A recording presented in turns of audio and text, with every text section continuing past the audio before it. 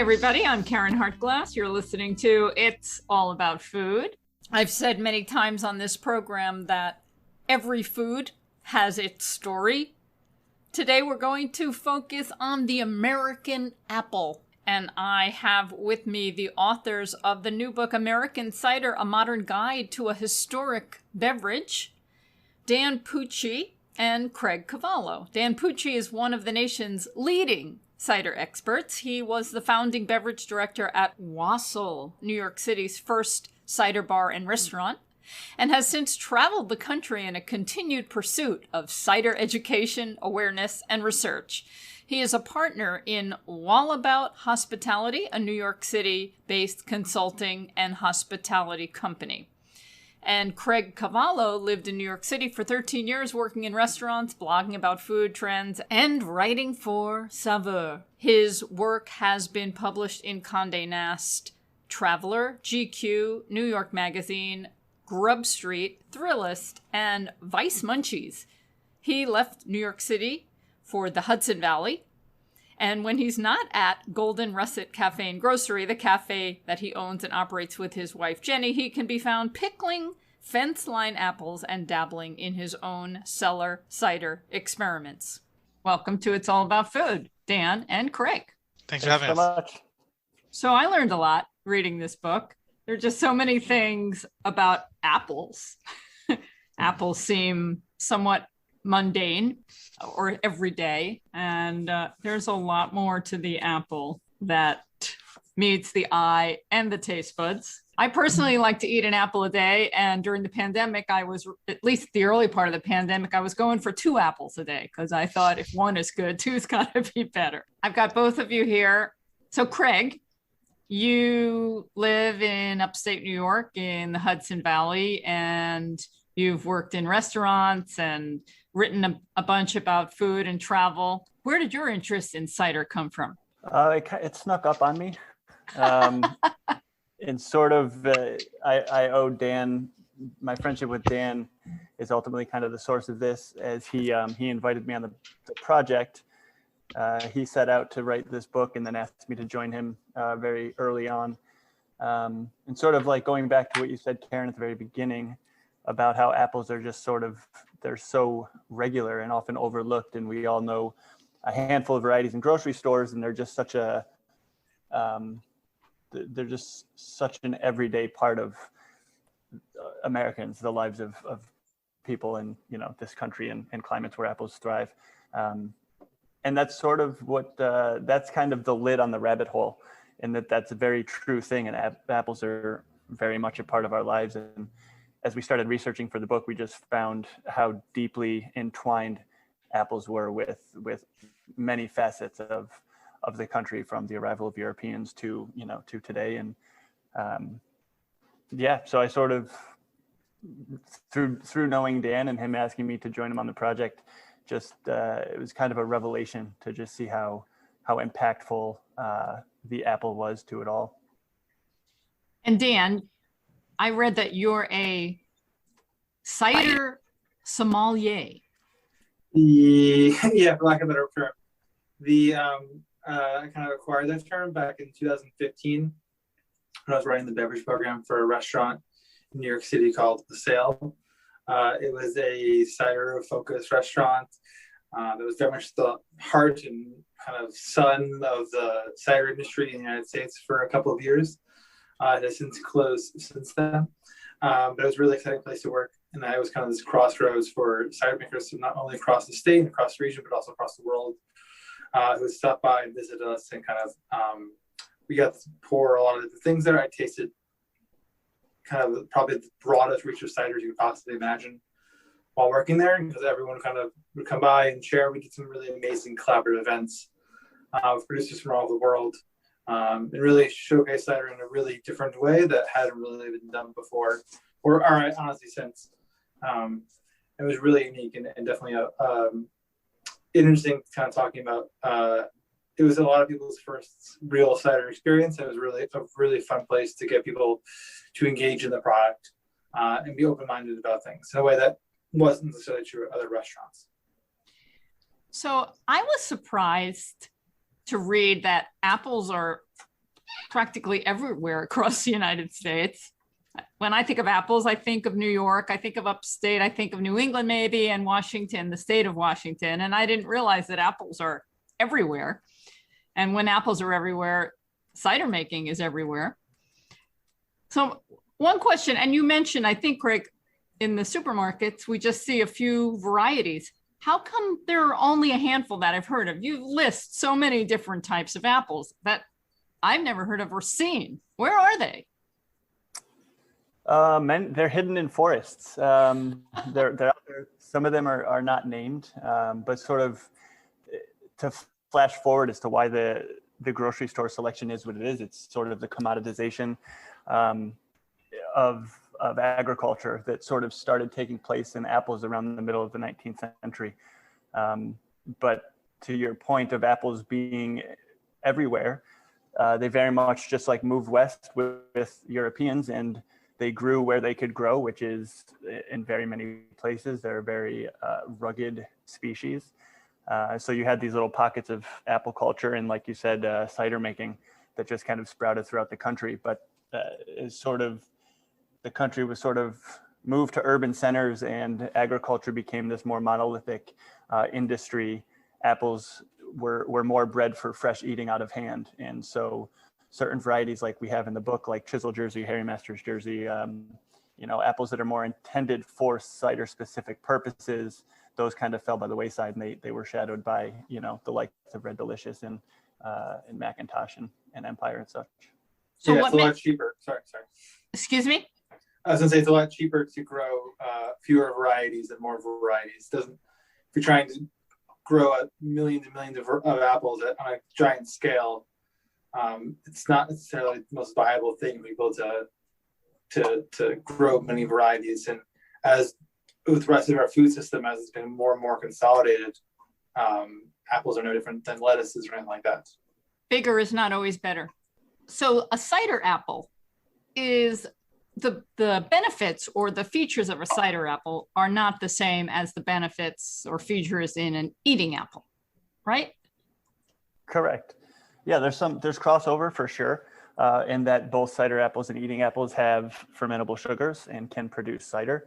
But in order to kind of achieve a more nuanced and complicated and more thoughtful and captivating product, cider makers tend to veer toward apples that were intended for cider making, and they just have more tannin and acid and more sort of compounds that ferment to give you this more involved and layered beverage versus something that's just been bred specifically to snap or crunch or bite or be juicy. So there's sort of two camps, but there's a Venn diagram. And do you like eating cider apples? Sure. Yes. Generally most of the cider varieties, especially the intent. We talk about cider varieties.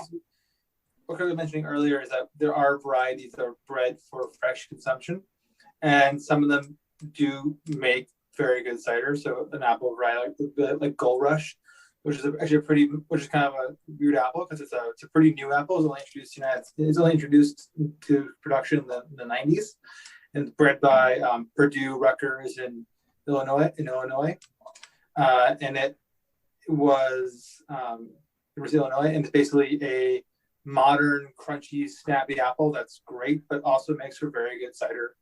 And that's different from necessarily something like Red Delicious, which is usually, or Honeycrisp, which makes pretty poor cider, versus something that's like a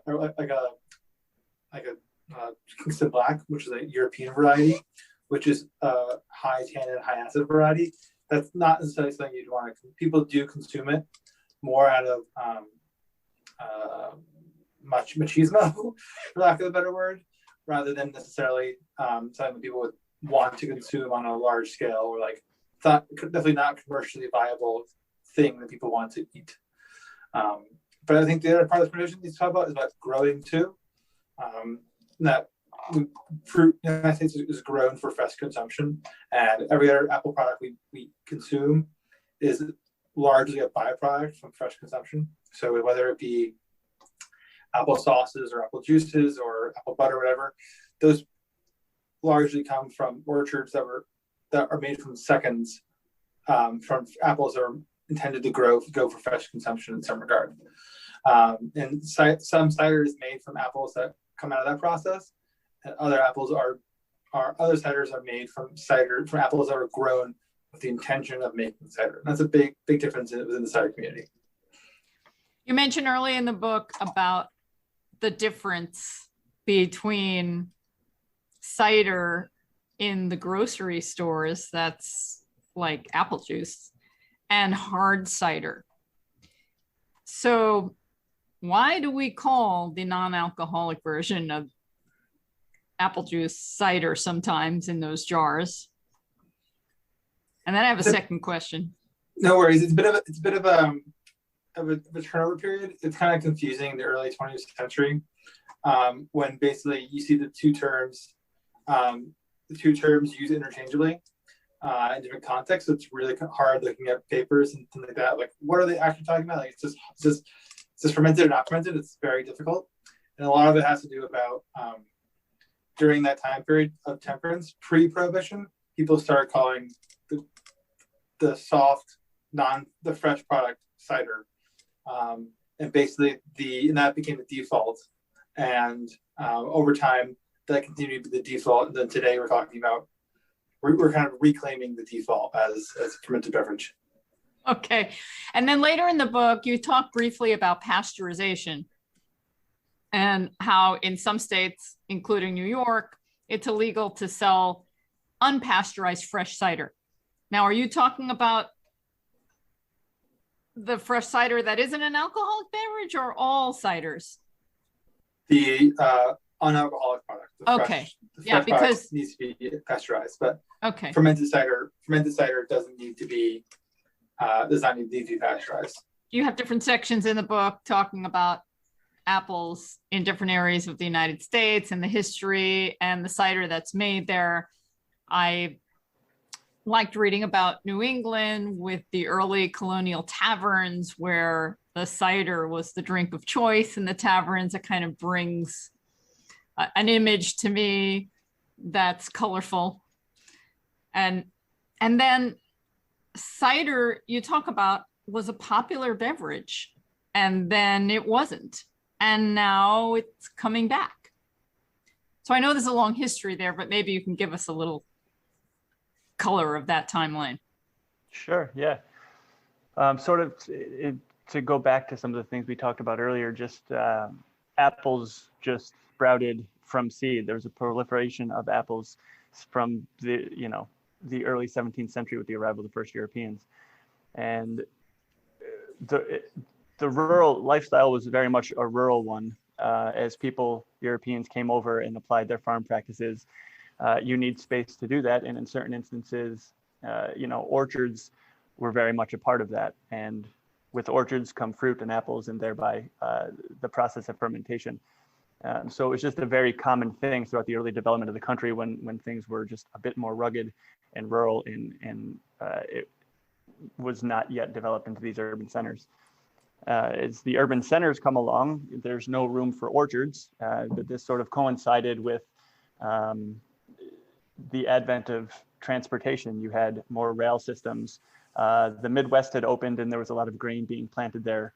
Grain doesn't spoil, it can ship easily, it can last, and it can be fermented kind of at the brewer's will. So you have more beer, as cider sort of fading into the shadows. And come sort of mid-19th century, as we're losing these wild apples and the complicated varieties that were made for cider since, the 17th century, you now have these eating apples and sort of a market that's just shifting away from apple diversity and wild apples. Yeah, cider is a drink of rural people living in a rural environment. And because it was cheap, it was easy to make. Like we talked about the book that apples are kind of grown in marginal lands. So like you pick orchards, subsistence or small could engage in putting orchards in like unsuitable land that was not good for other crops. So and do so with relatively low maintenance into it, and they had these orchards of lots of apple varieties in it, so it also wouldn't require a lot of labor or work at a given point. So it'd be very like even flow of workflow, and cider was the product they made from that. Because again, it was a pretty easy product to produce, and they could sell it or consume it themselves. But once orchards start moving into more of a cash-based cash crop style, like cider doesn't have a role there. Because cider by 1840, cider is viewed in 1840 as a nostalgic beverage, which tells me that it's basically dead before then. And it's largely because orchards started moving towards more. If you're investing in orchards, you're investing for fresh consumption. Cider was a cheap beverage that had no value to it, so it was not something that farmers are going to invest money into. You don't talk about this in great detail, but you do mention organic and biodynamic. And I'm just curious about ciders and apples that are grown organically. You mentioned that it's difficult. You've also mentioned alar, the minoside, which is no longer legal to use in this country, but there are other chemicals that are used to promote growth or kill pests and whatever. Yeah. So can you talk about organic and biodynamic? Yeah. So orcharding on the East Coast here, at least in the book, orcharding on the East Coast here, organically, biodynamically, is very challenging. We do have an intense amount of pest pressures and disease pressures and things like that. People definitely do it. One of our favorite cideries here in New York State is Bird Cidery up in the Finger Lakes, and he is a certified biodynamic orchard and makes some of the best cider in the country. And other producers out there as well, like Eve's, also in the Finger Lakes and South Hill, have an organic orchard as well. I don't know, Eve's is certified. I don't know if Eve's is actually certified, but it's beyond practice and that kind of stuff. And there are lots of other orchards in the Northeast that do it, but on a larger commercial scale, it's very hard at a kind of at a more commercial level. Out west, though, it's fairly straightforward. In fact, most of the orchards in Sonoma County and in kind of Mendocino area are organic. They have pretty low pest pressures, and if you're growing Gravensteins in Sonoma County, the major buyer of it is called Manzanas, which is a big juice manufacturer, and they only sell organic apple juice. So if you're growing commercial apples in Sonoma County, they're going to be organic because that's the market for it.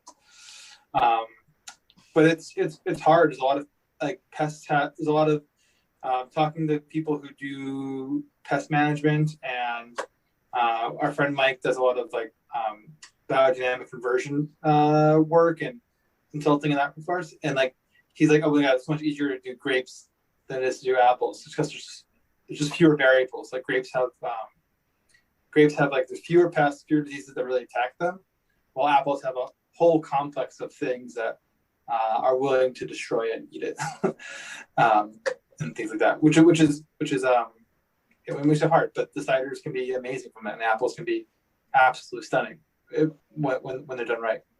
And what's important too to note is that with if you're not growing for the fresh market, aesthetics are essentially a moot point. It doesn't matter what the apple looks like. So the cider makers we mentioned, and those even that we didn't, that are practicing organic, it's not to say that their fruit is going to be the perfect specimen of said apple. There, it might be small, it might be oblate, it might have scab, any number of things that mostly won't affect the taste. But again, if you're making cider and the sole intent for your fruit is to be pressed and fermented, then what it looks like is completely irrelevant.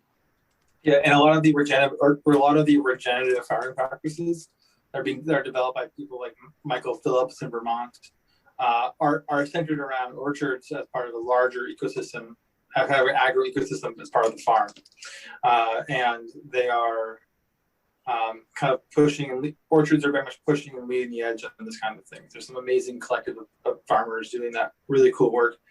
Here in the Northeast, they're kind of doing more regenerative work. Like you look at the Finger Lakes Cider House in the Finger Lakes, they have that their farm was a vacant, desolate cornfield a decade ago or 15 years ago, and now it's like a thriving ecosystem.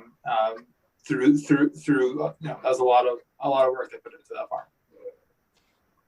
Now you talk about there's so many different varieties, and every variety imparts different flavors and textures and color to every different cider. And you mentioned how apples are grown. Well, I know apples are grown on trees. I remember once asking my nephew, where did apples come from? And he said, Publix, which is a grocery store. Apples are grown on trees, everybody. But there's this grafting, which people have heard about. Those of us who live in urban environments that don't do any farming, grafting is used quite a bit. Can you talk about how the different varieties come about with seeds and terroir and grafting and anything else? Sure. Yeah. But Sort of apple 101, apple growing 101 is that apples don't grow true from seed. They're heterozygous. They have more genomes, almost twice as many as humans. They have close to 60,000. We have, I think, 30,000, if I remember the numbers.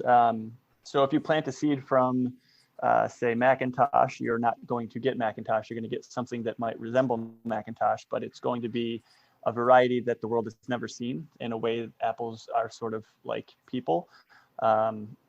And so any new apple is going to have its own characteristics. So sort of before grafting was a common thing, there was just the proliferation of seedlings. And so all these varieties were new. They had never been seen before. As people are tasting them, pressing them, they're finding out what varieties work best for what purpose. As education sort of improves and grafting know-how increases, people are starting to graft varieties that are, if one apple doesn't oxidize quickly and it maintains a bright white flesh, they're going to graft that, and that's going to be used for drying. Or if something has high sugar and is a very dense, juicy apple, that might just be used for applesauce. So you sort of, what started as a culture of seedling apples kind of turned into more varieties bred for specific purposes, and grafting to sort of, preserve, naming and then grafting and then marketing and selling certain varieties.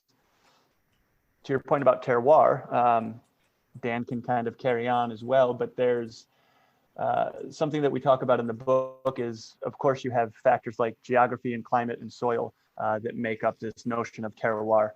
But what we kind of look at and tease out is this idea that culture and people are very much a part of terroir as well.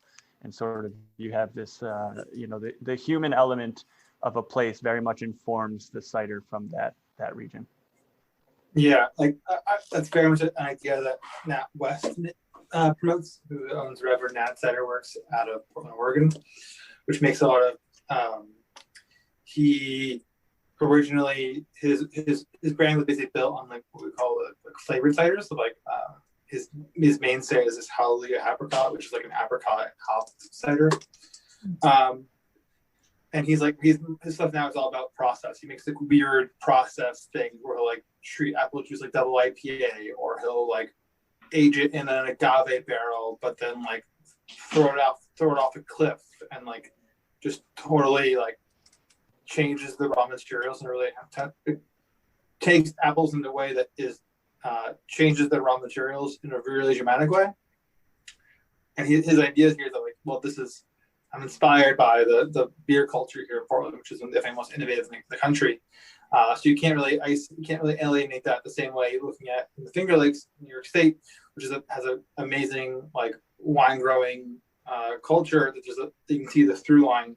Same way you can see the through line from the beer culture of Portland to his ciders, you can see the same through line from the Finger Lakes wines into the Finger Lakes ciders. There's a pretty good through line there. And there's there's a really good through line there. And then talking about these kind of regional styles, we can kind of look at the regional apple varieties that grow there, and why people grow the apples that grow there has to do about the history of the United States and what succeeded where, and who settled where, and who moved where, or who happened to have the most money at any point in time and invested into whatever. Minnesota has grow some of the most expensive apples in the country because they grow all these really luxurious apples that are developed by the university there, which is fascinating and really cool. Versus like apples in California, which are fairly inexpensive, or in Washington, where they're basically very cheap. We're going through a pandemic. It's been a year now. Has that impacted the cider industry, and where can I find cider in New York during COVID-19? So the thing about what's happened in COVID-19 in the cider industry has been very interesting. It basically actually, like most things, my day job is mostly involving hospitality and restaurants. And the same thing has happened in restaurants, the same thing is happening in cider, and that people who made good decisions are doing okay. People who made poor decisions are doing less okay in terms of business financial wise. And it kind of sped up a lot of the processes that are already taking place. So the best place to buy cider, hands down now, is through the producers themselves. There's 1,000 producers of cider in the United States now. Hundreds of them are available through Vino Shipper. You can go to shopciders.com. It's Vino Shipper's consolidation app. But look at every cidery in the United States and order from odd places, and it's really fun. You can get some really cool. We got some really great ciders from San Diego. They're in Craig's house right now. We're getting some really cool cider from Spokane. It's arriving in my house soon. And there's amazing cider around the country, and that's kind of the best way to get cider right now is through direct to producers. And that's kind of COVID's really kicked producers into developing online platforms and developing direct to consumer channels from around the country. And it's definitely the most exciting, interesting way to do so. And honestly, the prices, even with shipping, it's even for West Coast ciders here at the East Coast, you're adding only a few dollars per bottle. So it's a marginal amount of money for some really interesting ciders. So like wine, do ciders pair well with different courses? Yeah, for sure. Like cider's pretty food flexible. I always think cider has maybe more versatility than wine does in a lot of ways, because wine has obviously the flavor component to it, but on a texture standpoint, most wines are dry with acid and tannins in various bodies and things, but cider adds in different elements to that. It adds in maybe less tannins, adds in sweetness in a really different way. The malic acid is very different than acids found in grapes and then tartaric acids and things like that. So it kind of reacts differently to the palate. I think it works really well for things that are a little quieter, a little more delicate. There's a lot of things like a lot of green vegetables and things like asparagus that are like no-nos for wines that are like problematic things that cider can do a really good job to pair with. Also things that are spicier or heavier and things like that can also do a good job for it as well. Or even even sweet things that's really good for it as well. So I think it's very versatile. Even for things like oysters, it's great. It's delicate, it's light. You don't have really powerful. It's not going to have this giant sledgehammer unless you want a sledgehammer cider. But you can get this very delicate, quiet ciders that are just kind of play on the tongue and are very nice and fresh that can complement food in a way that like a wine at 13% alcohol just isn't going to do it. Okay, that's good to know. I'm going to go to shopcider.com and start experimenting. All I've wanted to do is drink cider reading this book. So I think you should sell the book with a few bottles of cider. Okay, is there anything else you'd like to share with everyone before we go? I just want to add, the point of this book is to kind of help put cider in the context. We've seen a tremendous growth in cider in the last decade. There's been like 7 times as many producers today. There's 1,000 producers today of cider, that's the number. And we have 7 times as many we did 10 years ago, which is crazy. It's a huge growth. We want to talk about like this community didn't come out of nowhere. They're not out of a vacuum. It's not like they all sat around and developed the product and there it was, like we have with hard seltzer last year. Instead, cider comes about because of a tradition and a culture, and it has context and it speaks to a larger part of the community, and there's a lot of voices there that need to be thought about and talked about in the context of drinking cider, from the people who developed the apple varieties, to the growers, to the farm workers, to the fermenters, to everybody. There's a huge supply chain involved in these products. I always want to give credit to that. Yeah, and don't let if people are curious, don't be afraid of cider, because it is this new thing. If you feel like you don't have the knowledge to seek things out, it's in constant evolution. And since Dan and I wrote this book, we joke we could write a second edition. There's just so much new information constantly being discovered. And so we're learning just as much as anybody who hasn't had cider stands to learn if they give it the chance. And so I just encourage people to shed any insecurities and engage with this community. It's a very vibrant one and passionate one, and I think everybody stands to benefit the more that cider is consumed. There's no orthodoxies in cider. There's nothing that's like set in stone. It's all constantly in flux. And there's no snobbery in cider. I'm not gonna say there's no snobbery. There's definitely snobbery in cider. Great. There's definitely snobbery in cider, but there's a willingness to experiment, because everyone's experimenting, because no one knows anything. If anyone says they know anything, we have no idea. We're decades away from having any kind of information and knowledge about what the hell we're doing. Okay, let's toast to cider. I wish I had cider in my glass, but here's to cider. And Dan Pucci and Craig Cavallo, thank you for joining me today on It's All About Food. Thanks, Cheers. Thank you so much. Nice chatting with you.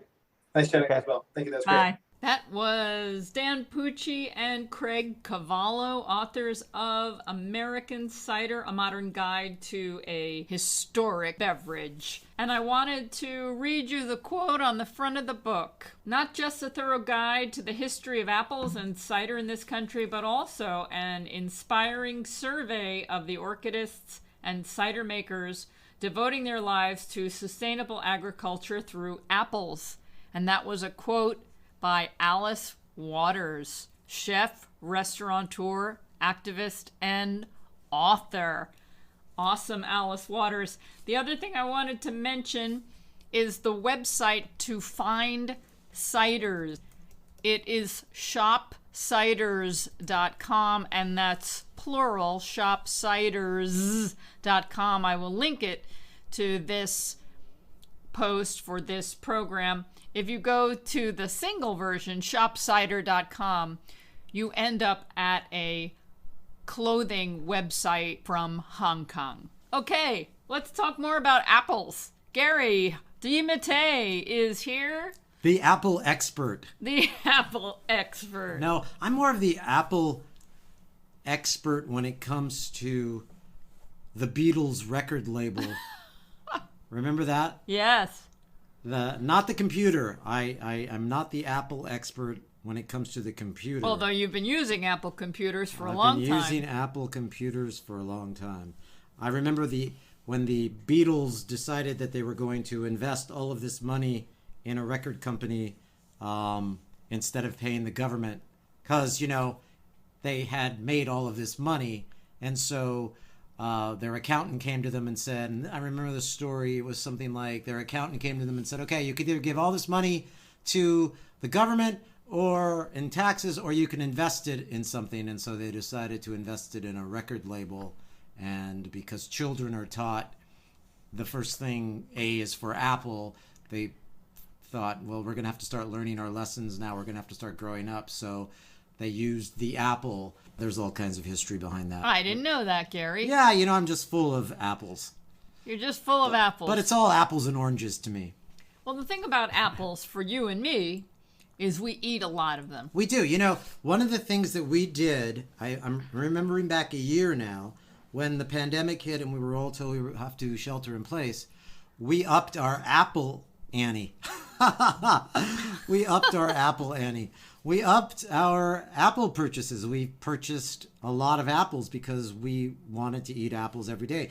Normally, we would eat apples in our oatmeal every morning, and we would have an occasional apple pie, or you'd make the classic French tarte aux pommes. Yes, which is wonderful. And you introduced me to the most simplest and elegant way to bake an apple is in the, say it again. Tarto Pum. Tarto Pum. So beautiful the way you say it. I just would say Tarto Pum. That wouldn't get me anywhere.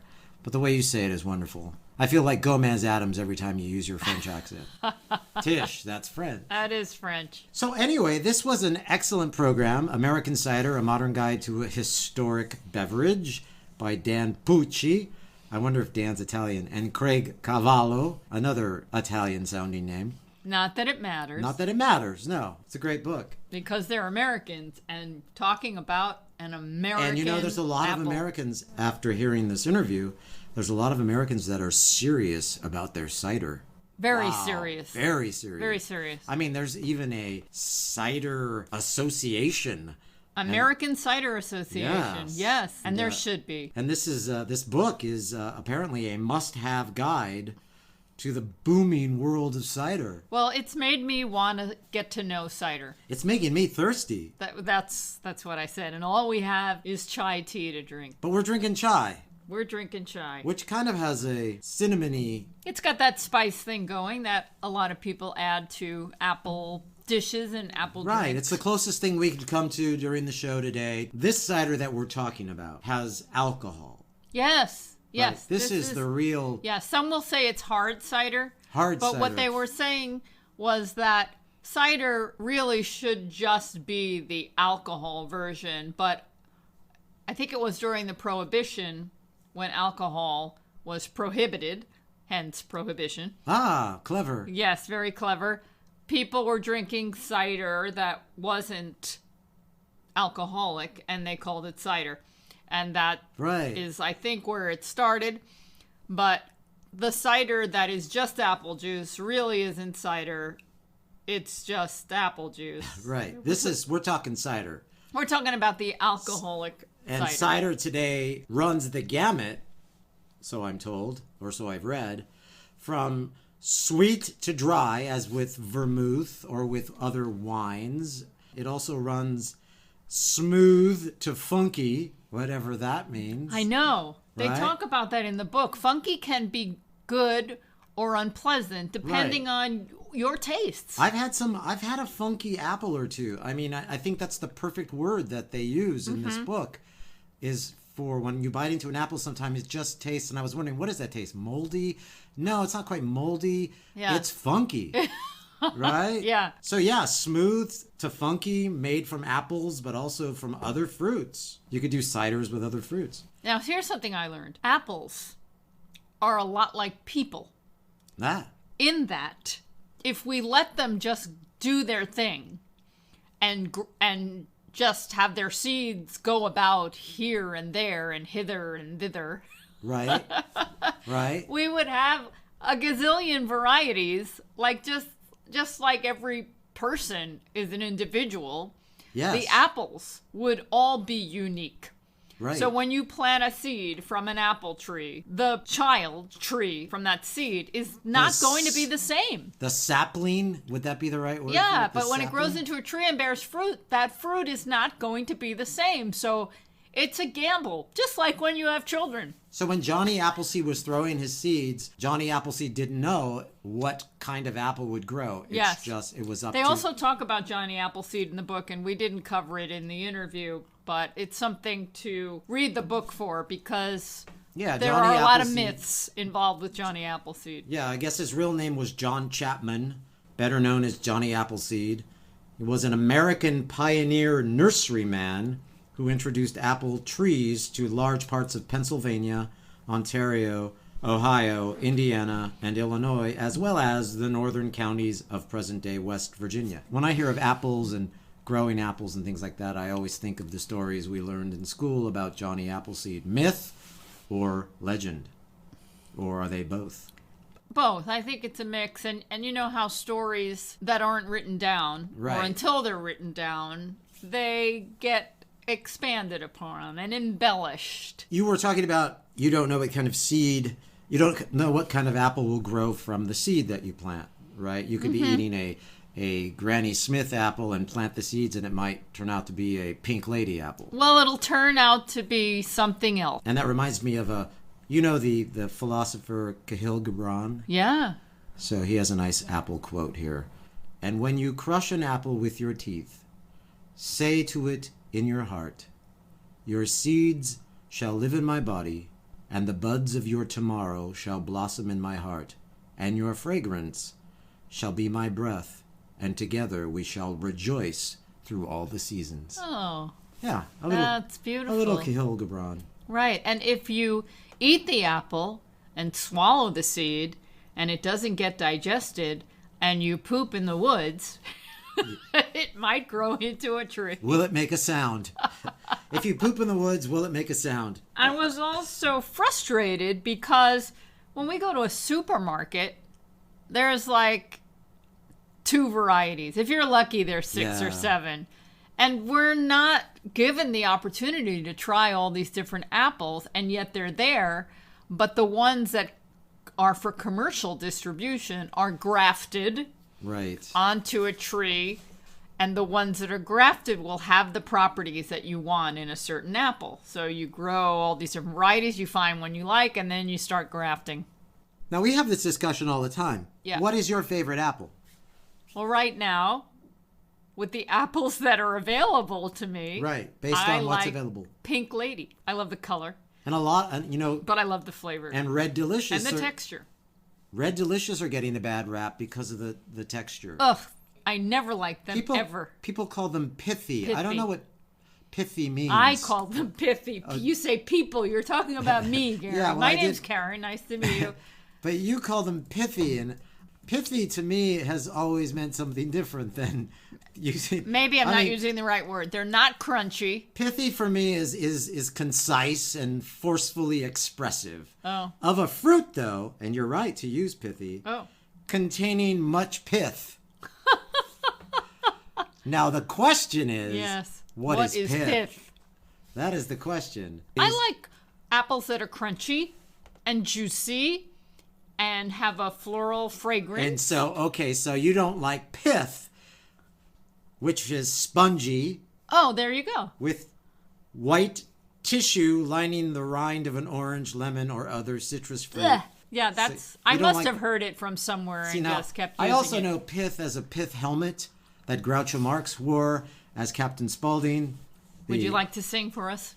Hooray for Captain Spaulding, the African explorer. Did someone call me Shanor? Hooray, hooray, hooray. Thank you. That was a wonderful, wonderful film. But I digress. Always. So you don't like pithy apples? Who does? I also like Granny Smith. In pies, especially. Yeah. Or is that cliche? I don't know. I use any apple in a pie. Yes, it works you do. For me. Yes, you do. The Granny Smith skin tends to be a little thick.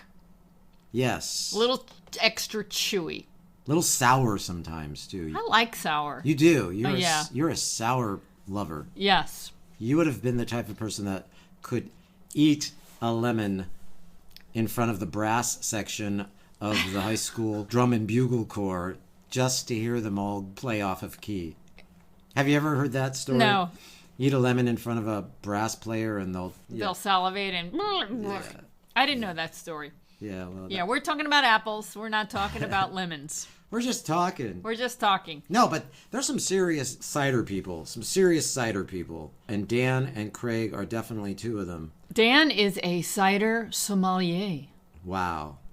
You know what I was excited to hear about with this book was that there are also ciders that taste like beer.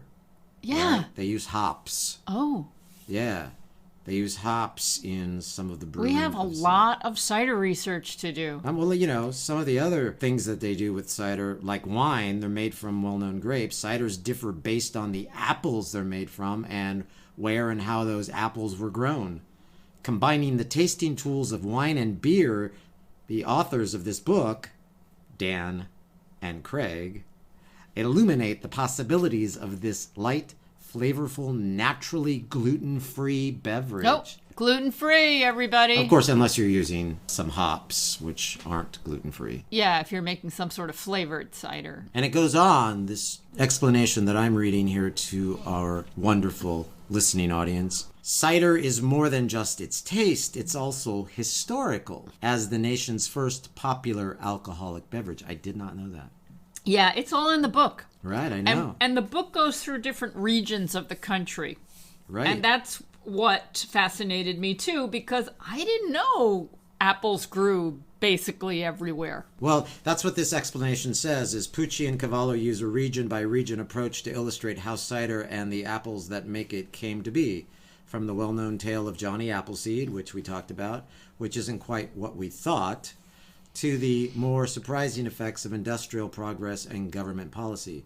American cider is a guide to enjoying cider, but even more so, it is a guide to being part of a community of consumers, farmers, and fermenters making the nation's oldest beverage its newest must-try drink. Well, it's making a comeback. And if we ever get back into bars and restaurants, and if they open up to the full glory that they once were, cider may have a new part, a new role to play. Yeah, it might be our new go-to drink because it sounds incredibly delicious. Yeah. And healthy. Yeah, it's appealing to me. Appealing! Ah! Speaking of appealing, when we talk about apples, you and I, we talk about organic apples. Yes. I'm glad you brought this up. Well, you said appealing. You know, it was all planned. This whole show is always planned. But we make it sound like it's so spontaneous. Extempore, as they say. Right? Yes. So let's talk about apple peels. Yes. So and that's recipes, our next subject. Right? Is we're talking about organic apples, and getting back to you making pies and things like that. You never peel your apples because they are organic. They are organic. And all the nutrients, or lots of them, are in the peel. And when you cook an apple, you don't even know the skin is there anymore. It gets soft. I agree. And what I really love about it, especially if you're using different kinds of apples and you leave the peel on, your apple dish will have color. Right. And it's beautiful. It is. Leave your skins on, everybody. We do every morning when we have our oatmeal. We chop up our apples with the skins on, put them in oatmeal. And whether it's raw or cooked. And we do this wonderful oatmeal that's raw. Lately, we've called them our bowls. And the main ingredient in that bowl is an apple. Yes. We each get an apple. And so one of the things we wanted to do was, during the pandemic, is we wanted to fortify ourselves with apples. We must have eaten together about 1,000 apples this year. Yeah, just about, right. Probably more. Probably more. Now, who remembers last year around this time when we started the Apple Cake Project? Yes, the Apple Cake Project. I do. I'm raising my hand. Yes, we made a lot of apple cakes based on one listener's family recipe, and the challenge was to make it easy and veganize it and make it gluten-free. Right. And we made a whole bunch of different versions, and they're all up on our website at responsibleeatingandliving.com, and it was really fun. Yes, it was. And it added to our apple consumption. And really tasty. Very tasty. I enjoyed it. But you know, apples. Okay, apples can be in juice. Apples can be in cider. Apples can be in desserts, like apple pie and apple cake. But you can do a lot more with apples. Like you mentioned, we put it in our bowls in the morning with oats. Apples are good in cooked oatmeal, and they're also good in raw oat cereals. They're great in all cooked cereals, like you just said, especially polenta. We put them in polenta. Yeah, we put apples in polenta. When we make a hot polenta. I don't do this very often, but I like putting fruit in salad. Yes. So little chopped apples are great, or and pears. I'm detouring a little bit from apples, but I like to put them in salad. And I don't do this very often either, but I've had it in restaurants occasionally, and occasionally we've done it at home. But putting a fruit like an apple in a soup. Delicious. Just the hint of sweetness. Really nice. Yes. Also, you can make chutneys with apples. Apple chutney. You can make apple butter. Obviously, apple sauce. And the list goes on and on and on. And it's not even apple season. Well, that's the thing about our food system, though. Here in the United States, it's always apple season, because when apples are harvested, then they're stored in some special cool storage so that we have all the apples we ever want all year round. And then people make cider with the leftover apples. Right, or the ugly apples. Or the ugly apple. Yeah. Or the funky apples. Yes. Right. Although I've learned there are some apples that are better for cider than other apples. So some people grow apples specifically for cider making. And there's apple chips. And there's dried apples. Dried apples, right? Yeah. There's the dried apples, which are like any dried fruit, kind of pithy, chewy, spongy. But then there's actually apple chips, which taste like a chip. I've had those. I love those. And great. we like to eat plain apples, but we also like sometimes as a snack or a dessert to have them with peanut butter. Oh, everything. Weren't we talking about peanut butter on all of this? I think we talk about peanut butter a lot. I mean, this is just a no-brainer. You have to have peanut butter when you have an apple. Peanut butter has to be there. Although a lot of folks are allergic to peanuts, so I apologize. You can have almond butter, or if you have a tree nut allergy, you can have seed butters. Yeah, sunflower seed butter is excellent. Yeah. What about apple songs? Apple songs. Well, my favorite apple song is the song that Lois Hartglass sings. Oh. That's actually been recorded. Yes. Shoe Fly Pie and Apple Pan Dowdy. Shoe fly pie and apple pan dowdy makes your eyes light up. Your tummy say howdy. Oh, yeah. Yeah, we that's... grew up learning that song, and it's funny because the title is Shoe Fly Pie and Apple Pan Dowdy. We're talking about two things. But I always thought it was shoe fly pie and apple pan dowdy, that the shoe fly pie was the apple pan dowdy. Oh, how funny. But I was wrong. But the one thing I know is I haven't eaten either because they are over sugary. Right. Well, when we were making the apple cake, remember you first started with the exact recipe, and that was really sugary. Remember? Really sugary, yeah.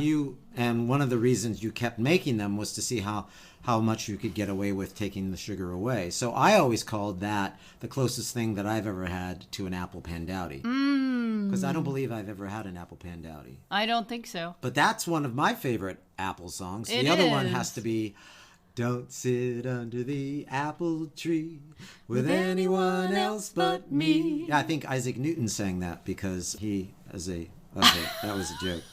Legend has it that a young Isaac Newton was sitting under an apple tree when he was bonked on the head by a falling piece of fruit. A 17th century aha moment that prompted him to suddenly come up with his law of gravity. So that's a cool song. I like that too. Yes, the Andrews sisters sang it. And then there's, and God didn't make little green apples, and it don't rain in Indianapolis in the summertime. That was a good one. Yeah, and Little then there's Green one of your favorite musicals that you still have to do one of the roles in is The Apple Tree. Oh. Right? Yes, I love That's that musical. Great Jerry Bach, Sheldon Harnick yes, musical. So much fun. There are 3 different stories in that musical. Yeah. Lots of great things with apples. Yeah. Sure. How about You Are the Sunshine of My Life? That's why I'll always stay around. You are the apple of my eye. Oh, that's a good one. Forever you'll stay in my heart. So apples are everywhere, right? Yeah, we just want to sing about them. Not just in your hand if you carry an iPhone, or on your desktop if you have an Apple computer. A computer, but also they're great to eat and great to sing and great to drink. And great to drink, as we have learned. I'm looking forward to cider. So has anybody had some hard ciders? That's the question. If you know of a good cider that is 1, organic, 2, vegan, and 3, delicious, we want to hear about it because we want to get started. Well, I know of one. It's a Samuel Smith's cider, organic cider. In California, in Sonoma and Mendocino, there are some cider makers that are organic. We love Mendocino. So maybe we'll try some there. We'll try some here in New York, and then when we finally get out to California again, we can try some ciders out there. That sounds like a plan. I like that idea. Yeah. And let's not forget, one of the things that we didn't talk about today is taking an apple, coring it, filling it with raisins and brown sugar, or if you don't want any sugar, cinnamon. And making a baked apple. Putting it in the oven. You could even wrap some crust around it, bake it. That's a great dessert. It is. It's funny, you know, the first baked apple I ever had, my mom made based on a recipe, and she was making it for a friend of hers who was a diabetic. Right. So it couldn't have sugar in it. And she used diet soda. And that's when diet soda was a new thing. Everybody wasn't drinking it. So it was some kind of diet cherry soda or something that you poured in. It was disgusting. It sounds disgusting. And who needs it? If you have a good apple, you don't need any sweetener to it. Isn't that a myth about diabetics can eat fruit? Yes. Yes, that's a myth. Yes, right? What they want to avoid is animal food with lots of animal fat, because that fat is what is prohibiting the insulin to get into the cells, right? So that the cells can have nourishment, and then all the sugar stays in the blood. So that person who thought they couldn't have an apple could have in fact had an apple. Yes. One thing I want to talk about before we go is what I made yesterday. Yes. I will be interviewing Ellen Ecker Ogden in a couple of weeks. She has a book out called The New Heirloom Garden: Designs, Recipes, and Heirloom Plants for Cooks Who Love to Garden. It's a beautiful book. It's got beautiful pictures, colorful pictures of vegetables. Yeah, it's stunning. And she talks about gardening and has some really excellent tips and Does she have any tips about growing apple trees? We'll have to find out when you tune in. Yes, you'll have to find out. But what I didn't know before I got the book is that it comes with recipes. And although most of the recipes are vegetable-based, they're not vegan. She uses butter and heavy cream and eggs sometimes and cheese. And as I was thumbing through the recipes, I thought, oh, I can make this vegan. I can make this vegan. I can make practically every one of the recipes in there vegan. And one that caught my eye was the caramelized Leek Tart. And it had ricotta and it had an egg in it. And I thought, I am going to make this. And the crust had yogurt in it. Yes. Okay, so I made a version of this recipe, and it's vegan and gluten-free, and like crack, it was so amazingly good. It was delicious. Yeah. So, you know, we make our own ricotta here from almonds. I use my almond ricotta. We make our own cashew yogurt, so the yogurt went into the crust. You know, I grind my own grain, so I made an oat, millet, garbanzo bean flour crust, which was amazing, and I didn't put any xanthan gum in it. Right, we were thinking maybe xanthan gum would be something we would want to try to start living without, and so you tried it and without. It worked really well, and the crust was rollable. It was amazing. It's my new favorite crust. So I will post that recipe, like right now. Yes. Yeah. So check it out, the caramelized Leek Tart. It's not a quick dish, but it is worth it. It's delicious. So I might want to have some now. I think I do too. With some apples. They would be good with apples. They would be great with apples, and that's the thing about apples. They apples go great are good with cheese. Vegan cheese, of course, and ricotta. This tart would go great with some sliced apples. I agree. All right, we got some eating to do. Yeah, well, it's almost dinner time, isn't it? It is. Yeah. Hey, everybody, thanks for listening to our program today about apples and apple cider. I hope you enjoyed it. Let us know. Write us at info@realmeals.org, please. Yeah. And you know, if you're listening on a podcast app or some podcast website somewhere, just rate our podcast and let other people know what you think of it. Our award-winning podcast. Thank you, Our Karen. award-winning podcast. Well, it was great seeing you again. Thanks for having me on. It's always great seeing you, Gary. Anyway, join us next week for another episode of It's All About Food. In the meantime, my dear, dear listeners, have a delicious week.